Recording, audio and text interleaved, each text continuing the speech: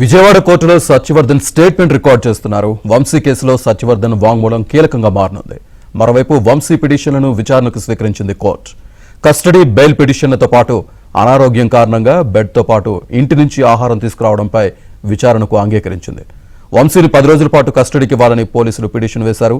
ఇరుపక్షాలకు నోటీసులు జారీ చేయాలని ఆదేశించింది కోర్టు. తదుపరి విచారణ రేపటికి వాయిదా పడింది.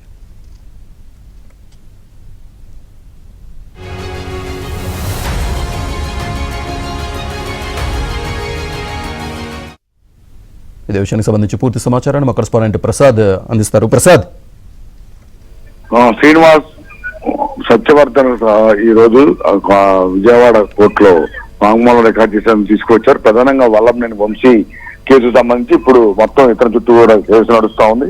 గతంలో తెలుగుదేశం పార్టీపై కార్యాలయంపై దాడి జరిగిన నేపథ్యంలో ఇతర ఫిర్యాదుపై ఆధారంగా కేసు నమోదైంది.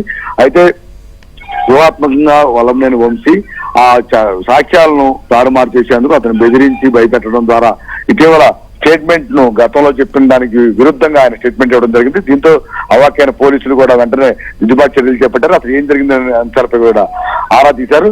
అయితే మొత్తం సాంకేతికపరమైన సాక్ష్యాలు సేకరించిన నేపథ్యంలో ఉద్దేశపూర్వకంగా సత్యవర్ధన్ ను ప్రలోభ పెట్టి భయపెట్టి అతన్ని స్టేట్మెంట్ తారుమారు చేయించారని కూడా నిర్ధారణ. ఇందులో ప్రధానంగా వల్లభనేని వంశీని ఏవనగా చేర్చగా అతని అనుచరులు మరో 10 మందిపై కూడా కేసు నమోదు చేశారు. ఇప్పటి వరకు కూడా 5గురిని అరెస్ట్ చేయగా మరో 6 పరారీలో ఉన్న పరిస్థితి.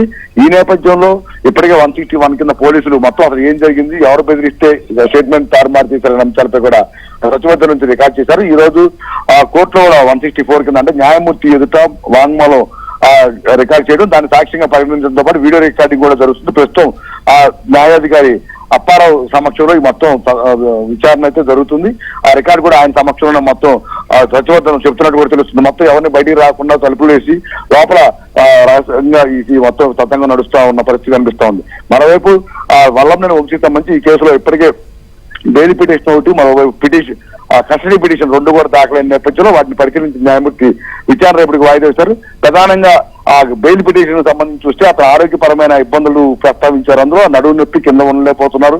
అదే ప్రస్తుతం కూడా జైళ్లకు కూడా ఆహారంతో పాటు కొన్ని సౌకర్యాలు కల్పించాలంటూ కూడా ఆ పిటిషన్ లో దాఖలు చేశారు. అదేవిధంగా ఈ ఆరోగ్య డాక్టర్ల సర్టిఫికేట్ కూడా పరిశీలించి బెయిల్ ఇవ్వాలని కూడా కోరిన పరిస్థితి. మరోవైపు ఆ పోలీసులు మాత్రం 10 రోజులు కస్టడీకి ఇవ్వాలని కూడా పిటిషన్ దాఖలు చేశారు. ఇందులో ఎందుకంటే ప్రధానంగా మొత్తం హైదరాబాద్ కేంద్రంగా వ్యవహారం నచ్చినప్పుడు కూడా వల్లభనేని వంశీ ఎవరెవరికి ఏ సమయంలో ఎటువంటి ఆదేశాలు జారీ చేశారు, ఎవరెవరిని ఏ విధంగా ఉపయోగించారు, అతను ప్రలోభ పెట్టేందుకు కావచ్చు, భయపెట్టేందుకు కావచ్చు, కిడ్నాప్ చేసేందుకు కావచ్చు, లేదా కుటుంబ సభ్యులతో మంత్రాలు చేయడం కానీ ఇటువంటి అంశాలకు సంబంధించి చాలా మందిని వినియోగించినట్టు కూడా తెలుస్తా ఉంది. ఈ పరిణామాల నేపథ్యంలో వంశీతో పాటు మరో కొంతమందిని తమ కస్టడీకి ఇస్తే ఎవరెవరి పాత్ర ఎంతవరకు ఉందనే అంశాలపై కూడా లోతైన విచారణ చేసి మరింత మందిని అరెస్ట్ చేసే అవకాశం ఉన్న నేపథ్యంలో అందుకు అనుకూలంగా తీర్పు ఇవ్వాలని కూడా విజ్ఞప్తి చేశారు. ఈ రెండింటిని పరిశీలించిన న్యాయమూర్తి విచారణ రేపటికి వాయిదా వేసిన పరిస్థితి కనిపిస్తోంది.